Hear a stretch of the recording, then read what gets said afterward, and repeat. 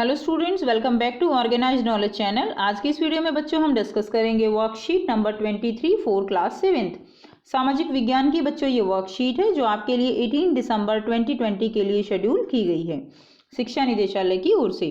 आज की वर्कशीट में बेटा हमारा मुगल साम्राज्य जो चैप्टर है, जो टॉपिक है वो हमारा कंटिन्यू है। लास्ट वर्कशीट में हमने बाबर के बारे में पढ़ा, आज हम हुमायूं के बारे में पढ़ेंगे। बेटा अभी तक अगर आपने चैनल को सब्सक्राइब नहीं किया है तो जो रेड बटन है उसको प्रेस करके सब्सक्राइब कर लें, बेल आइकन भी प्रेस कर लें बेटा, ताकि आपको हर वीडियो की नोटिफिकेशन मिलती रहे। So let's start. मुगल साम्राज्य। विद्यालय पिकनिक के दौरान मुझे हुमायूं के मकबरे में जाने का मौका मिला। तो आपने भी लोकल टूर पे जरूर गए होंगे, आपने हुमायूं का मकबरा जरूर बेटा देखा होगा। आइए आज हम मुगल शासक हुमायूं के बारे में जानकारी प्राप्त करें। तो आपने अपनी टीचर से भी पूछा होगा कि हुमायूं का मकबरा जो है उसका निर्माण किसने कराया, क्यों कराया, ठीक है ना। तो ये सारी इंफॉर्मेशन हो सकता है कुछ बच्चों को पहले से ही पता हो। सो आज हम पढ़ेंगे हुमायूं के बारे में। हुमायूं कौन थे बेटा? हुमायूं जो है वो बाबर के पुत्र थे, ठीक है। बाबर के पुत्र जो है उनका नाम क्या था? हुमायूं। पता लगाइए, क्रियाकलाप 1 दिया गया है। पता लगाइए हुमायूं के मकबरे का निर्माण किसने कराया। तो बेटा आप कमेंट करके जरूर बताइए कि आपको पता है या नहीं पता कि हुमायूं के मकबरे का निर्माण किसने कराया। तो हम आपको बताते हैं हुमायूं के मकबरे का निर्माण किसने कराया। ये कराया हमीदा बानो बेगम, ठीक है। हमीदा बानो बेगम जो कि कौन थी? ये हुमायूं की विधवा थी, ठीक है ना। हुमायूं की जो वाइफ थी जब हुमायूं, ठीक है, हुमायूं की विधवा, ठीक है बेटा। उनके मरने के बाद, हुमायूं के मरने के बाद जो है हमीदा बानो बेगम ने जो है हुमायूं के मकबरे का निर्माण करवाया था। नेक्स्ट देखिए, हुमायूं मुगल ज्येष्ठाधिकार के नियम में विश्वास नहीं करते थे। जो मुगल थे बेटा वो ज्येष्ठाधिकार के नियम में विश्वास नहीं करते थे, जिसमें ज्येष्ठ पुत्र अपने पिता के राज्य का उत्तराधिकारी होता था। तो ये ज्येष्ठाधिकार क्या है? ज्येष्ठाधिकार है कि क्या होता है कि जैसे राजा है तो उसका जो बड़ा पुत्र है उसी को राजगद्दी मिलेगी। इस व्यवस्था में मुगल जो है वो विश्वास नहीं करते थे, ठीक है। तो ये यहाँ पर दिया गया है। ज्येष्ठाधिकार क्या है? ज्येष्ठ क्या होता है बेटा? ज्येष्ठ होता है बड़ा। तो ज्येष्ठाधिकार यानी बड़े बेटे का अधिकार जो उस समय प्रचलित था कि जो बड़ा बेटा है उसी को राजगद्दी मिलेगी। तो इसमें मुगल विश्वास नहीं रखते थे, जिसमें ज्येष्ठ पुत्र अपने पिता के राज्य का उत्तराधिकारी होता था। इसके विपरीत उत्तराधिकार में वे सहदायाद की मुगल और तैमूर वंशों की प्रथा को अपनाते थे, ठीक है। तो वो कौन सी प्रथा अपनाते थे? वो थी सहदायाद। और इस प्रथा के अनुसार क्या होता था? इसमें उत्तराधिकार का विभाजन समस्त पुत्रों में कर दिया जाता था। तो इसमें जो उत्तराधिकार का विभाजन है यानी जो पूरा राज्य है वो जितने भी पुत्र हैं उनमें उनका जो है विभाजन कर दिया जाता था। जैसे अगर एक राज्य के जो है 5 पुत्र हैं तो उन 5 पुत्रों में ही बराबर जो है वो राज्य बांट दिया जाएगा, सबको अलग अलग प्रांत दे दिए जाएंगे।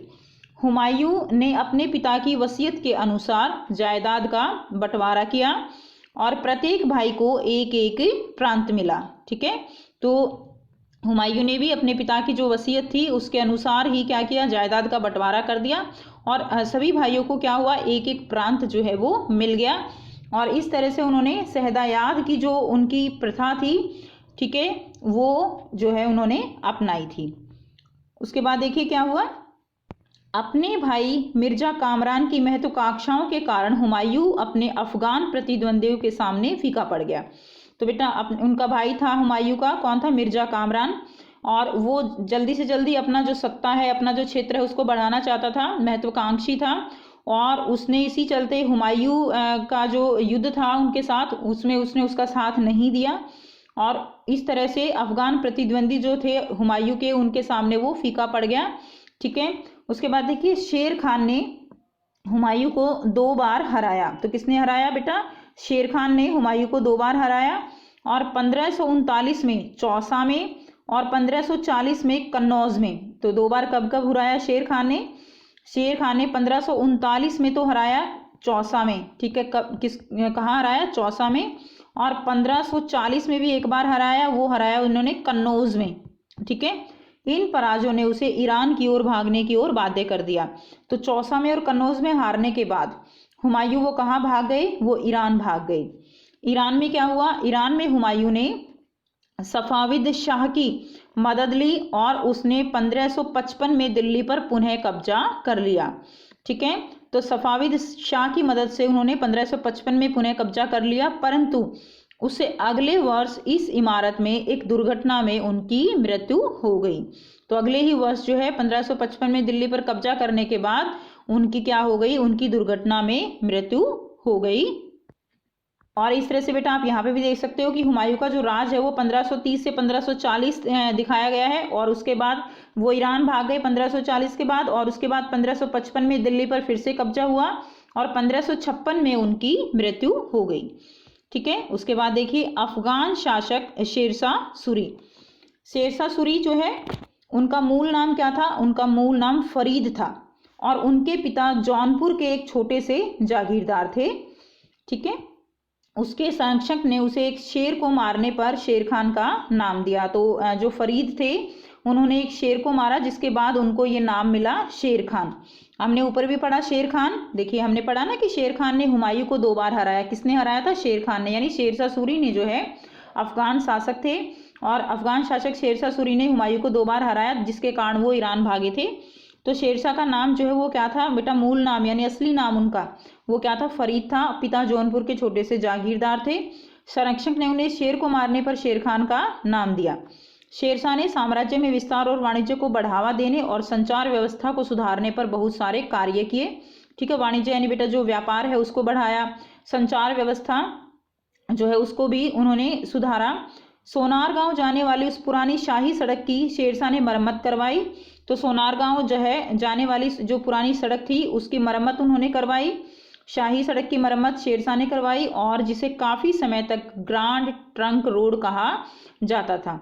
ठीक है, इसको जो ये रोड है, आपने जीटी रोड सुना है ना बेटे, तो ग्रांड ट्रंक रोड जो है इसको कहा जाता है। उसके बाद देखिए शेरशाह ने कुल 1700 क्या बनाई, सराय बनवाई लोगों के लिए, 1700 सराय बनवाई। उसके बाद 1545 में कालिंजर के किले की घेराबंदी के दौरान, तो वो कालिंजर के किले की जो है क्या कर रहे थे, घेराबंदी कर रहे थे, जिसके कारण दुर्घटनावश एक तोप के फटने से शेरशाह की क्या हो गई, मृत्यु हो गई। उसके बाद देखिए क्रियाकलाप 2 दिया गया है। उत्तराधिकार के चयन के लिए मुगल किस परंपरा का प्रयोग करते थे। आज भी राजनीति में उत्तराधिकार के चयन के लिए किस परंपरा का पालन किया जाता है। तो बेटा हमने यहाँ ऊपर पढ़ा था, वो परंपरा कौन सी थी, सहदायाद। ठीक है, तो ये इसका आंसर हो जाएगा। कौन सी परंपरा है, सहदायाद। तो आप यहाँ लिख देंगे चयन के लिए जो परंपरा का नाम है वो क्या है, सहदायाद। ठीक है, ये इसका उत्तर हो जाएगा। नेक्स्ट देखिए आपको सत्य और असत्य बताने हैं। चौसा के युद्ध में हुमायूं ने शेरशाह सूरी को हराया। तो बेटा चौसा के युद्ध में हुमायूं ने नहीं बल्कि शेरशाह सूरी ने हुमायूं को हराया था, तो ये क्या हो जाएगा, ये असत्य हो जाएगा। कालिंजर के किले की घेराबंदी के दौरान हुमायूं की मृत्यु हुई, ऐसा तो नहीं था, ये हमने भी पढ़ा ना, कालिंजर के किले की घेराबंदी के दौरान दुर्घटनावश एक तोप के फटने से शेरशाह की मृत्यु हो गई, लेकिन यहाँ पर हुमायूं की मृत्यु दिया गया है, तो ये भी असत्य हो गया। हुमायूं के पिता का नाम बाबर था, ये बिल्कुल ठीक बात है। हुमायूं के पिता का नाम क्या था, हुमायूं के पिता का नाम बाबर था। तो ये थी बच्चों आपकी आज की एसएसटी की वर्कशीट। आई होप बेटा आपको ये वर्कशीट क्लियर है। कोई भी डाउट है कमेंट सेक्शन में कमेंट करके पूछ सकते हो। अगर वीडियो अच्छी लगी तो लाइक शेयर बच्चों जरूर कर दीजिए, चैनल को सब्सक्राइब भी कर लीजिए। And thanks for watching, have a nice day.